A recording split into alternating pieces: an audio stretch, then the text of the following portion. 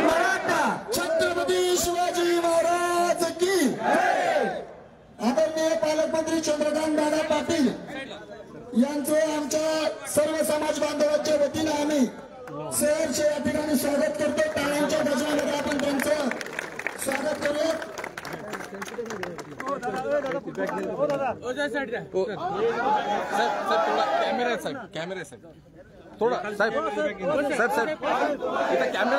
मराठा भूषण आमदार राजभवन तुम आगे बढ़ो, मराठा भूषण आमदार राजभवन तुम आगे बढ़ो। एक मराठा हिंदवी स्वराज्य संस्थापक जाणता राजा छत्रपती शिवाजी महाराज की, धर्मवीर छत्रपती संभाजी महाराज की जय भवानी। एक मराठा, एक मराठा, झालंच पाहिजे, झालंच पाहिजे, विशेष अधिवेशन झालंच पाहिजे, झालंच पाहिजे, झालंच पाहिजे, विशेष अधिवेशन झालंच पाहिजे, झालंच पाहिजे, झालंच पाहिजे, विशेष अधिवेशन झालंच पाहिजे। एक मराठा, लाख मराठा, एक मराठा, लाख मराठा, मराठा भूषण आमदार राजूभाऊ तुम आगे बढ़ो, हम तुम्हारे साथ हैं।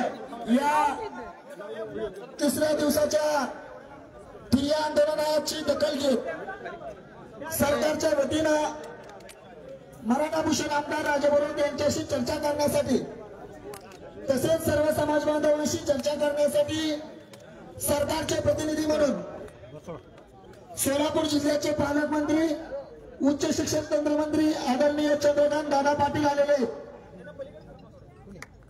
हिंदवी स्वराज्य संस्थापक जाणता राजा छत्रपती शिवाजी महाराज की जय भवानी, जय भवानी, जय शिवाजी,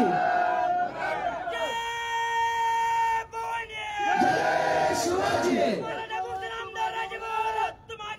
हम तुम्हारे साथ हैं।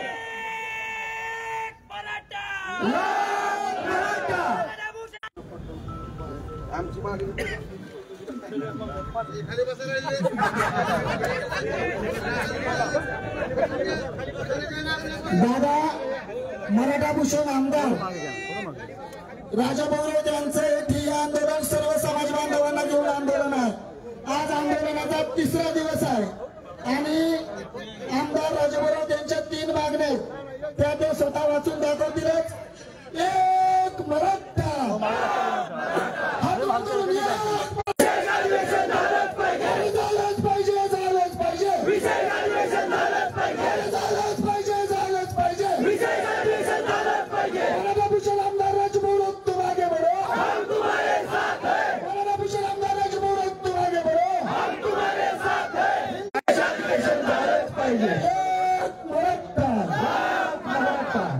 या 3 दिवस झाले सुरू असलेल्या ठिय्या आंदोलनाचं जन प्रमुख मागण्या त्या मागण्या आपल्या समोर या ठिकाणी मराठा भूषण आमदार ज्यांना या मागण्याबद्दल तमाम महाराष्ट्रातून पाठिंबा मिळतोय।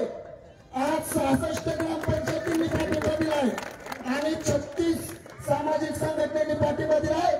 त्या आपल्या सर्वांचं नेतृत्व मराठा भूषण आमदार राजाभाऊ यांना विनंती करतो की आपण आपलं बरोबर त्या ठिकाणी व्यक्त करावं। मराठा भूषण आमदार राजाभाऊ तुम आगे बढ़ो, हम तुम्हारे साथ हैं। मराठा भूषण आमदार राजाभाऊ तुम आगे बढ़ो, हम तुम्हारे साथ हैं। जय भवानी, जय शिवाजी। आज या ठिकाणी मोबाईल थोडं मागे या, थोडं या जिल्ह्याचे पालकमंत्री थोडं मागे या ना। आता महाराष्ट्र राज्याचे उच्च व तंत्र शिक्षण वस्त्रोद्योग व संसदीय कार्यमंत्री आदरणीय चंद्रकांतदादा पाटील साहेब या ठिकाणी आपल्या या बेमुदत अगोदर सांगतो बेमुदत आंदोलनाला करता या ठिकाणी भेट देण्याकरता या ठिकाणी आलेले आणि आज या ठिकाणी तमाम माझ्या सर्व महाराष्ट्रातील मराठा बंधू भगिनींच्या मनामध्ये दादा जो संभ्रम आहे सातत्यानं या ठिकाणी जे आंदोलन मोर्चे सातत्यानं हा विषय सातत्यानं पुढे येतो आणि आदरणीय नारायण राणे साहेबांच्या समितीनं अहवाल दिला त्यावेळेस पण एक आरक्षण आलं ते आरक्षण टिकलं नाही. त्यानंतर देवेंद्र फडणवीस साहेब मुख्यमंत्री होते, त्यांनी आरक्षण दिलं, ते हायकोर्टात टिकलं, नंतर सुप्रीम कोर्टात त्या आघाडी सरकारच्या काळामध्ये टिकलं नाही. त्यानंतर मनोजदादा जरांगे पाटलांनी आंदोलन सुरू केलं. त्यानंतर शासनाच्या माध्यमातून कुणबी नोंदी शोधण्याच्या दृष्टिकोनातून सर्व स्तरावरती आदेशित करण्यात आलं. मोठ्या प्रमाणामध्ये कुणबी नोंदी सापडल्या, ओबीसीचे प्रमाणपत्र मिळू लागली. त्यानंतर परत सगळे सोयरेचा विषय निघाला. सातत्यानं आंदोलन तीव्र होत गेली आणि वाशीलाही माननीय मुख्यमंत्री साहेब आणि मनोजदादा जरांगे पाटील साहेब यांच्यामध्ये जे काही अधिसूचना निघाली त्यामध्ये सुद्धा गुलाल उधळला गेला. त्यानंतरही आम्हाला आरक्षण नको ही मागणी पुढे येत आहे आणि हा जो सर्व मराठा समाज बांधवांच्या मनामध्ये संभ्रम आहे, शासन आणि विरोधी पक्ष यामध्ये सातत्यानं विरोधी पक्षाची भूमिका योग्य ती शासन सातत्यानं त्याच्यावरती खुलासे करत आहे आणि या ठिकाणी कुणी जरी आंदोलनाला बसलं की त्यामध्ये राजकारण आहे म्हणून शासनाचं पुरस्कृत काय आंदोलन आहे वगैरे टीका केली जाते आणि मूळ मुद्द्याला बगल देण्याचा प्रयत्न या ठिकाणी केला जातो. त्यामुळे या ठिकाणी संपूर्ण बार्शी तालुक्यातील मराठा समाज बांधवांनी काही प्रश्न उपस्थितीवरती आता हितनं कोणी कुणी टीका टिप्पणी केली तर त्याला माझ्या पद्धतीनं मी उत्तर देईल आणि समर्पक उत्तर देईल. वेळाकडे उत्तर असणार नाही, योग्यरित्या उत्तर देणार आहे की नेमकं आता या ठिकाणी सगळ्या 288 आमदारांची भूमिका काय, त्याचबरोबर शासनाची भूमिका काय आणि विरोधी पक्षांची भूमिका काय.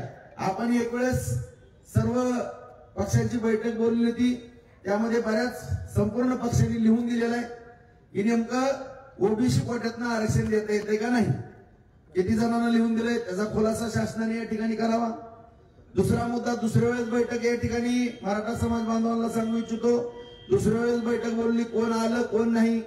त्याचबरोबर परत सातत्यानं आंदोलनाला उपोषण होतात आणि सातत्यानं मराठा समाज हा संभ्रमामध्ये पडलेला आहे आणि मूळ जी मागणी आहे त्या मूळ मागणीला बगल देऊन या ठिकाणी 50% आतूनच ओबीसी कुणबीच्या तो समाज त्याच वेळेस मराठा समाज ओबीसी मध्ये गेलेला आहे. त्याचबरोबर खानदेशामध्ये पण तीच परिस्थिती आहे. कोकण भागामध्ये बहुतांशी सर्व समाज बांधवांचं ओबीसीतून आम्हाला नको असा सूर येतोय. पश्चिम महाराष्ट्रामध्ये काही जणांचा होय काही जणांचा नाही आणि हैदराबाद गॅजेटरच्या बाबतीमध्ये मात्र मराठवाडा हा अत्यंत भुगळलेला झाला आणि ते गॅजेटर लागू करावं ही एक मागणी आहे. कारण आपण म्हणत असाल की तुम्ही पश्चिम महाराष्ट्रातले मराठवाड्याचा काय संबंध आहे, कारण आमची सगळा रोटी ब्युटी व्यवहार हा मराठवाड्याशी, आमचं 25 ते 30 तालुक्याचं देवाणघेवाण किंवा येणं जाणं आमच्या बार्शी तालुक्याशी निगडीत आहे आणि आमचे 90%हून अधिक सगळे सोयरे किंवा सुईरिक ही मराठवाड्याशी आणि त्यामुळं आम्हालाही सातत्यानं राजकारण समाजकारण करत असताना सातत्यानं प्रश्न पडतो आणि मराठा समाजाच्या बांधवातून विचारणा केली जाते की तुमची पण भूमिका काय. म्हणून आज तमाम माझ्या महाराष्ट्रातील मराठा बंधू भगिनींना मी नम्रपणे सांगू इच्छितो की 288 मधील एकमेव आमदार या ठिकाणी मी असा उभा आहे छत्रपती शिवरायांच्या समोर. राजकारणाचं माझं काय होईल मला माहित नाही, परंतु मी माझी भूमिका स्पष्ट केली आहे.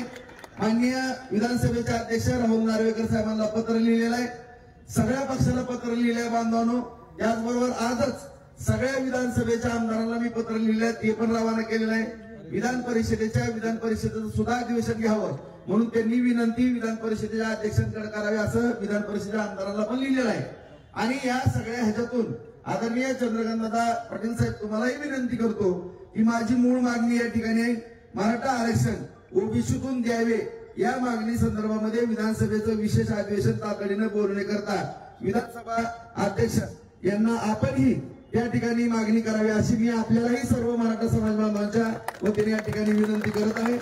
त्याचबरोबर दुसरा जो मुद्दा या ठिकाणी आमचा आहे तो सातत्यानं या ठिकाणी आमची माऊली खुरपायला जाते किंवा एखादा माझा शेतकरी बांधव दारी धरायला जातो आणि त्याच्या मुलाचं जर शिक्षण घ्यायचं म्हणलं तर या ठिकाणी 50,000 लाख 2 लाख 5 लाख 10 लाख फी भरणं दादा कठीण परिस्थिती आहे. आपल्याला पहिल्यांदा धन्यवाद देतो तुम्ही मुलींचं शिक्षण मोफत केलं त्याबद्दल सर्व या राज्यातील किंवा माझ्या तालुक्यातील जनतेच्या वतीने आपल्याला धन्यवाद देतो या ठिकाणी, कारण या ठिकाणी फार मोठा आपण निर्णय त्या ठिकाणी घेतलेला आहे. त्याच धर्तीवरती या ठिकाणी आपल्याला आम्ही निवेदन देऊ इच्छितो की मुलांना व मुलींना व्यावसायिक अभ्यासक्रमासह सर्व प्रकारच्या उच्च शिक्षणास प्रवेश घेणाऱ्या आर्थिक दृष्ट्या दुर्बल घटक EWS समाजाला सुरू करण्याच्या बाबतीमध्ये सुद्धा शासनानं तातडीने निर्णय घ्यावा आणि एक बैठक या ठिकाणी लावावी अशा पद्धतीची विनंती या ठिकाणी संपूर्ण निवेदन वाचून दाखवत नाही, परंतु त्याचा विषय आणि त्याचं गांभीर्य मी या ठिकाणी सांगू इच्छितो. दादासाहेब, या आमच्या मागण्या आहेत. या मागणीच्या बाबतीमध्ये आपण पालकमंत्री या नात्यानं आपण शासनाला आमच्या भावना कळवाव्या. तोपर्यंत माझं हे बेमुदत आंदोलन असंच पद्धतीनं चालू राहणार आहे आणि आपण योग्य तो निर्णय माननीय मुख्यमंत्री साहेबांनी सुद्धा या ठिकाणी आणि विधानसभेच्या अध्यक्ष साहेबांनी आपण अधिवेशन घेणार का नाही या बाबतीचं आम्हाला या ठिकाणी आश्वासित करावं, एवढी पालकमंत्री या नात्यानं आम्ही आमची मागणी आपल्या कानावरती घालतो, ते निवेदनही देतो.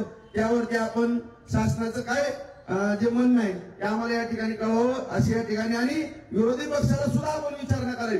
8 दिवस झाला हा विषय सुरू आहे तीव्रतेने. या अगोदर पण 1.5-2 महिने झाले मी मांडणी करतोय, परंतु आज या ठिकाणी आपण सगळेजण बघा की 288 पैकी एकच आमदार या ठिकाणी उघडपणाने भूमिका करताना आपण दिसतो. त्यामुळं हा विषय किती गंभीर आहे, या विषयाचं गांभीर्य सर्व राज्यातील माझ्या मराठा समाज बंधू भगिनींनी पण घ्यावं, जनतेने पण घ्यावं आणि लोकशाहीचा 14 आधारस्तंभ असलेल्या पत्रकार बांधवांनी पण घ्यावं आणि या बाबतीमध्ये सगळ्यांनीच सकारात्मक भूमिका या ठिकाणी घ्यावी. ज्या पद्धतीने युद्धजन्य परिस्थिती निर्माण होती त्यावेळेस एकटा कुणीच निर्णय घेत नसतो, त्यामुळे सर्वांनीच या बाबतीमध्ये सकारात्मक निर्णय घ्यावा आणि आम्हाला शासनानं आणि विरोधी पक्षाने सुद्धा आपली भूमिका स्पष्ट करावी आणि सगळ्या आमदारांनी भूमिका स्पष्ट करावी अशा पद्धतीचं निवेदन मी माननीय पालकमंत्री महोदय यांना या ठिकाणी देतो. याच्यावरती जे काही म्हणणं असेल ते आम्हाला तुम्ही कळवा, त्याच्यावरती आमच्या आंदोलनाची दिशा, पुढील दिशा कशा पद्धतीने करायची ते सर्व समाज बांधवांचा निर्णय घेऊन आम्ही हे आंदोलन पुढे चालू ठेवू. झालंच पाहिजे, झालंच पाहिजे, झालंच पाहिजे, झालंच पाहिजे, झालंच पाहिजे, पुण्याकडून बसण्याच्या झालंच पाहिजे, झालंच पाहिजे, झालंच पाहिजे, झालंच पाहिजे. भूषण आमदार राजभाऊ तुम आगे बढ़ो, झालंच पाहिजे, झालंच पाहिजे. छत्रपती शिवाजी महाराज की, धर्मवीर संभाजी महाराज की, डॉक्टर बाबासाहेब आंबेडकरांचा. आमचे असं केलं मी बसलो तो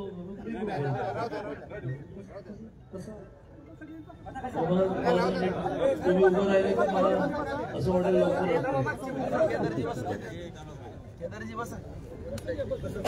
शासनाचा प्रतिनिधी म्हणून जसा मी आलो आहे तसं जवळजवळ 40 वर्षांपेक्षा सुद्धा जास्त ज्या काळात मी विद्यार्थी परिषदेसाठी वार्षिक प्रवासाला यायचो तेव्हापासूनचा आमचा परिचय मैत्री असल्यामुळे आपला एक मित्र एखादा विषय घेऊन गेली 3 दिवस हजारो लोकांना बरोबर घेऊन धरणं धरतोय, दिवसभराचं साखळी उपोषण करतोय, तर आपण त्याला भेट द्यायला गेलं पाहिजे अशा भूमिकेतून मी आलोय. मी सरकारचा प्रतिनिधी आहेच, पण मैत्री मला जास्त त्या पंढरपूरच्या धनगर समाजाच्या उपोषणाच्या ठिकाणी मी जावं, मी आणि शंभूराज देसाईने असं काल अगदी 12 वाजता मुख्यमंत्र्यांचा निरोप आल्यामुळे कोल्हापुरातले सगळे कार्यक्रम ड्रॉप केले. मी कोल्हापूरच्या ट्रेनमध्ये बसत होतो आणि मग पंढरपूरला आलोय तर आपण राजाभाऊला भेटायला गेलं पाहिजे भूमिकेत आलोय.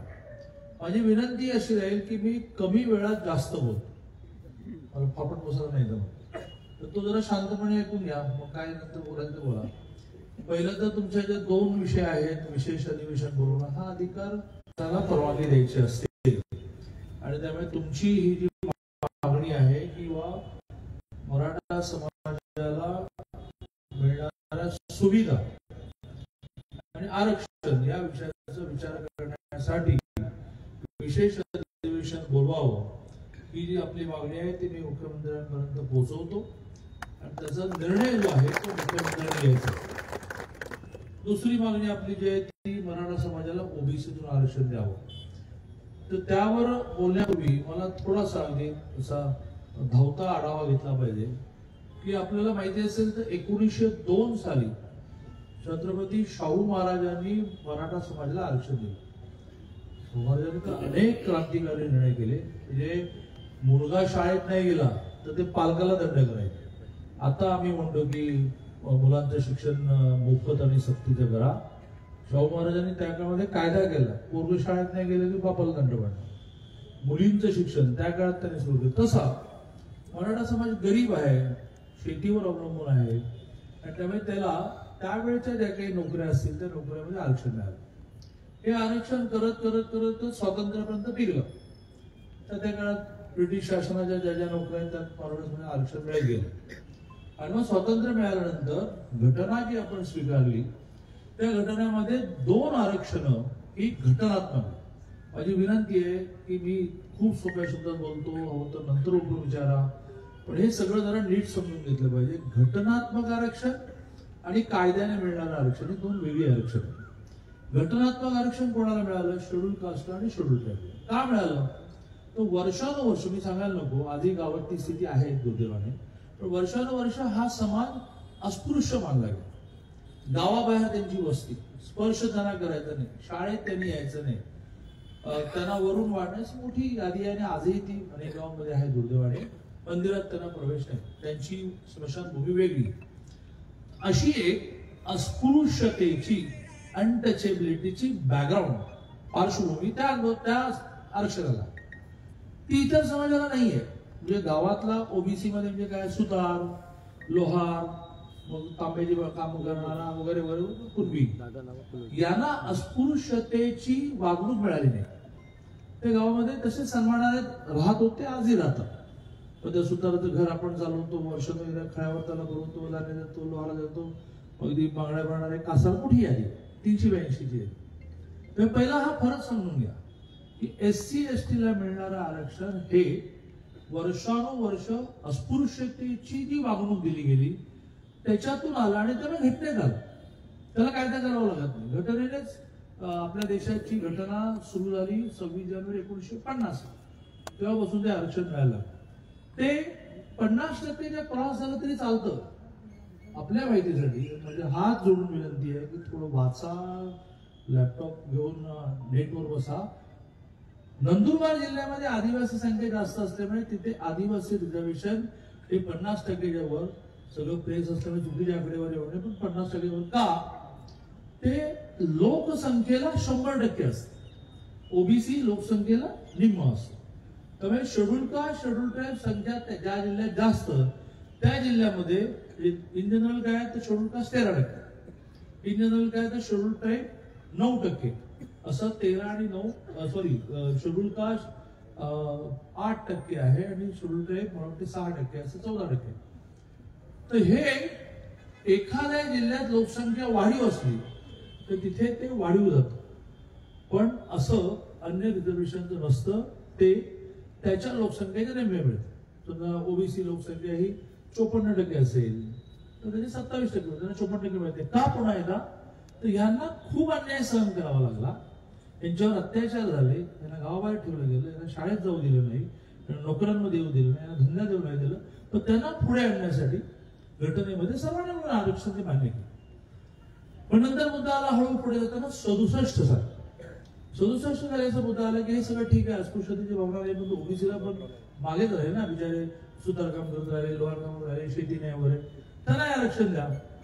मग ओबीसी अदर बॅकवर्ड आलं, त्याचं रिझर्वेशन मराठा असू दे, कुणबी असू दे, DTNT असू दे, अनुसूचित विमुक्त जाती जमाती, त्या सगळ्यांना विधानसभा विधान परिषद कायदा करणं 67 साली. आता 67 साली म्हणून मग आपल्याला सर्टिफिकेट मिळताना 67 ची नोंद मागतात की 67 साली तुम्ही काय होता सांगा. तिथून ओबीसी सुरू झाला आणि मग काही एक जाती सुरुवातीला 18-20 जाती काढल्या गेल्या. करत करत करत करत देशामध्ये एक मंडल कमिशन नावाचं, मंडल हे आडनाव आहे, पाटील राऊत तसं आडनाव, मंडल कमिशन अपॉइंट केले गेले.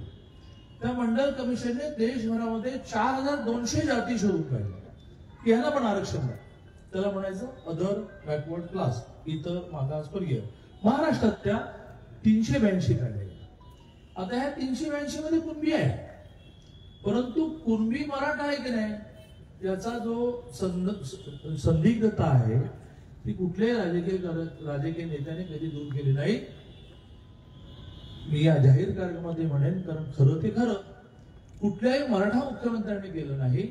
त्यांना संधी होती. एक जात असेल ती यशवंतराव चव्हाणांपासून सुरुवात करू, मग येऊ शंकरराव चव्हाणांपर्यंत येऊ, वसंतदादांपर्यंत येऊ, वगैरे वगैरे वगैरे. ते थेट पृथ्वीराज चव्हाणांवर. त्याच्या आधी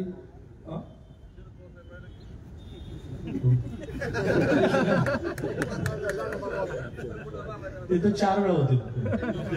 तेव्हा सलग 5 वर्ष नव्हते, पण टप्प्याटप्प्याने 4 वेळा होते.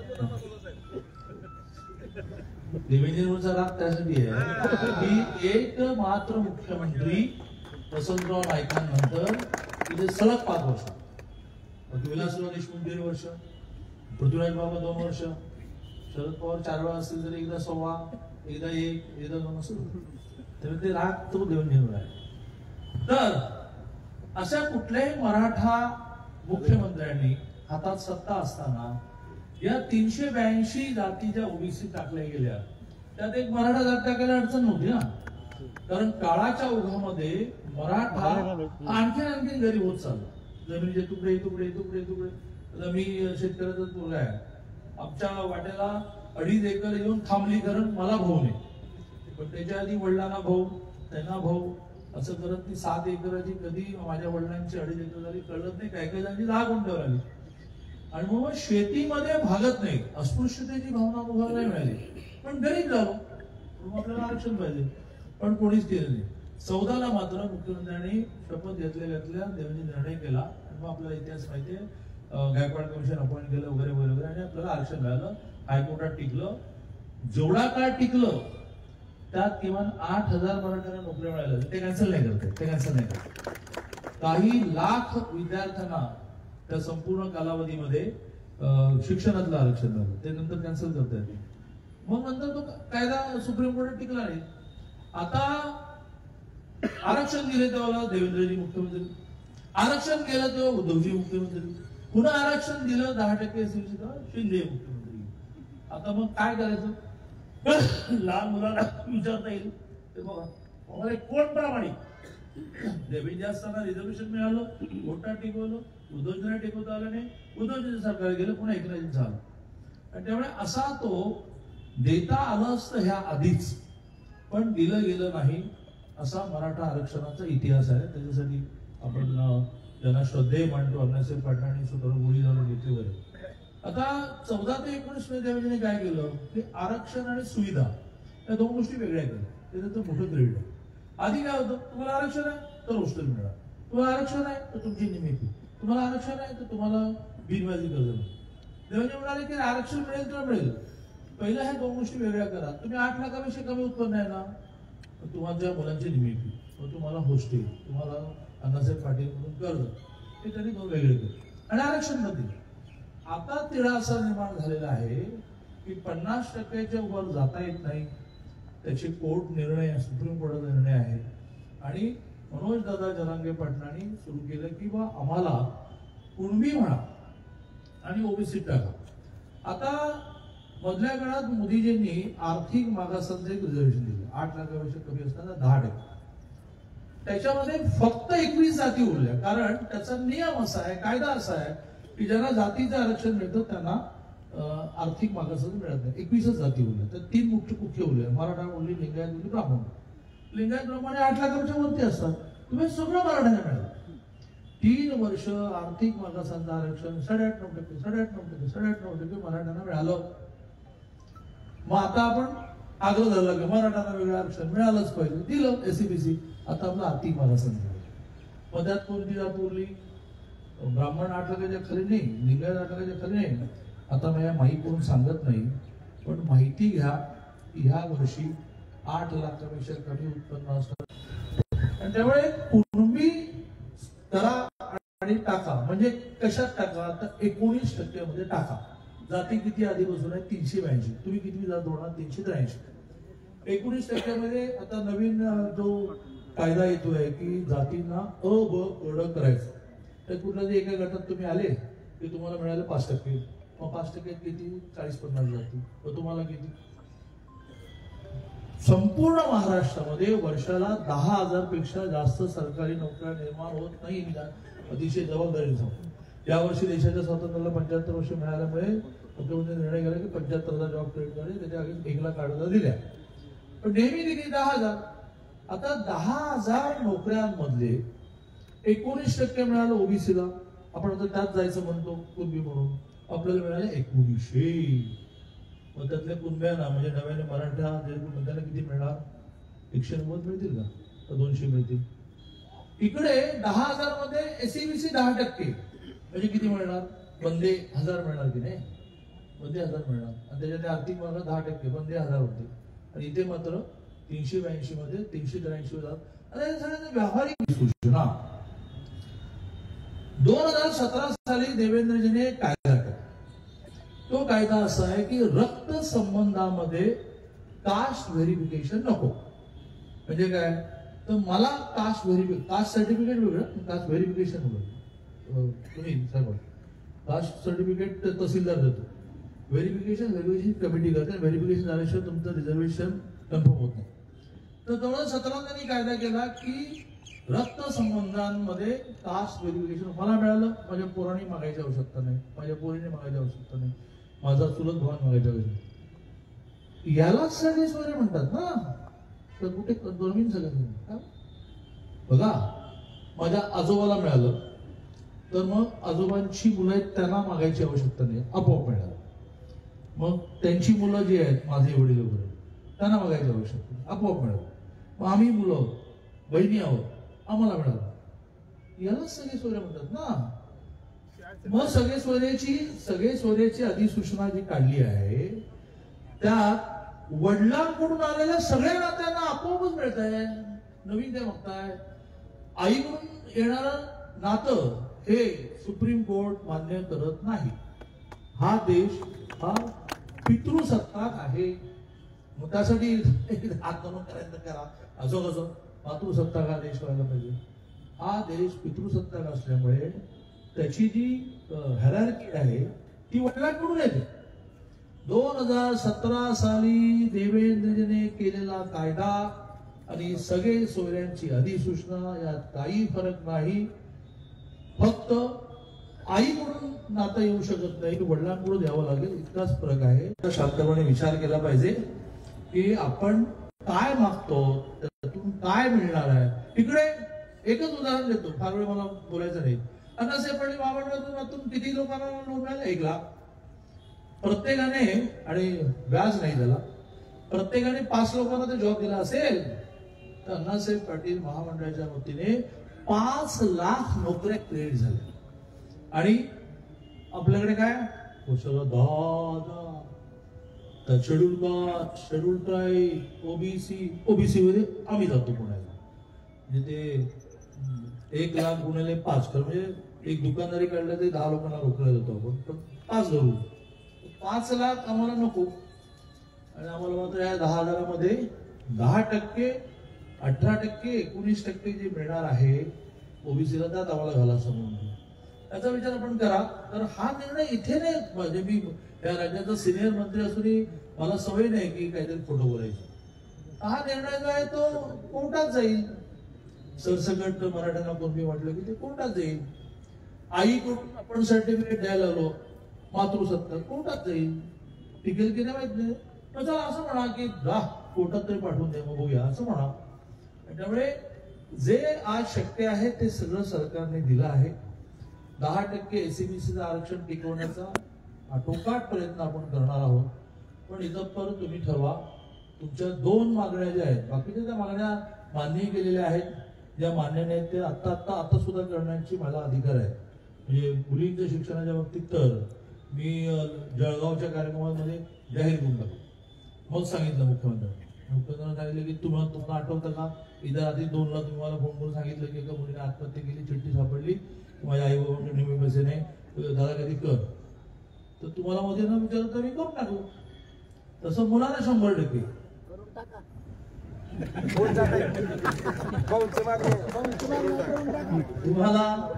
तुम्हाला एक सांगतो की ह्या वर्षी इंजिनिअरिंगच्या 25% जागा रिकाम्या गेलेल्या आहेत, ऍडमिशन घ्यायला पुरत नाही. आणि आपण आरक्षणाला कशासाठी आरक्षण पाहिजे? चांगल्या कॉलेजमध्ये की नाही. तुम्ही काय म्हणाल, तुम्ही खूप हुशार आहात, माझ्याशी आर्ग्युमेंट कराल. 25% जागा काय माहिती नाही, ते फाडतूस कॉलेजेस आहेत. आमच्या पोरांना रिझर्वेशन चांगल्या कॉलेजमध्ये मिळत नाही. तर चांगल्या कॉलेजमध्ये ऍडमिशन घेताना फी जास्त आहे, ती सरकार भरते आहे ना. मुलींची तर 100% भरते. राजाभाऊने आता मागणी सुरू केली मुलांची पण दादा करा मुलांची. काय राजाभाऊचा आवाज मोठा आहे, तो ऐकला नाही.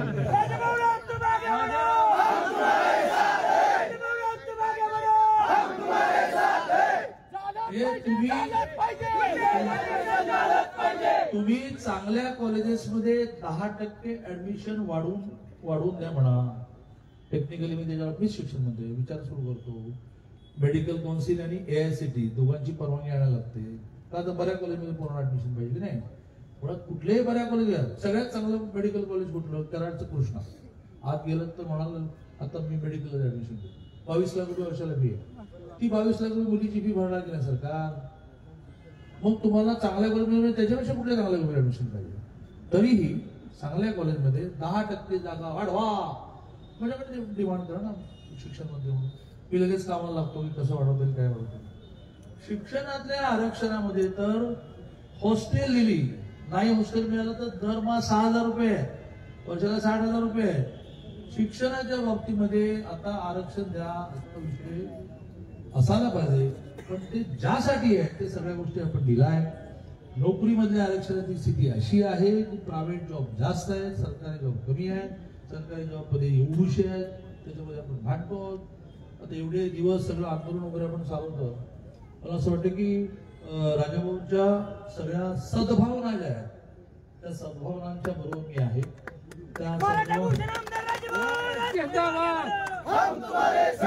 नवीन पदवी राजाभाऊंना दिली असेल तर आज ते देण्याचा एक कार्यक्रम करू.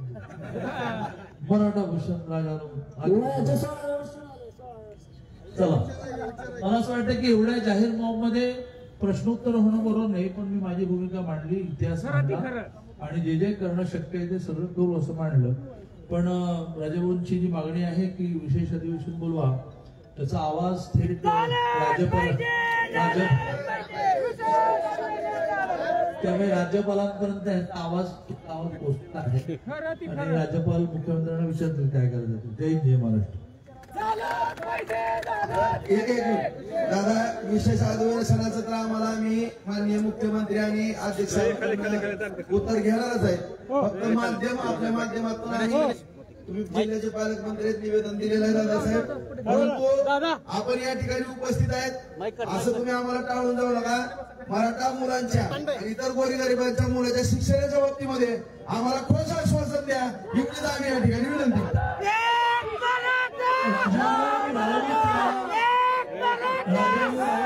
40 वर्ष ओळखतात, विशेषतः ज्याच्यामध्ये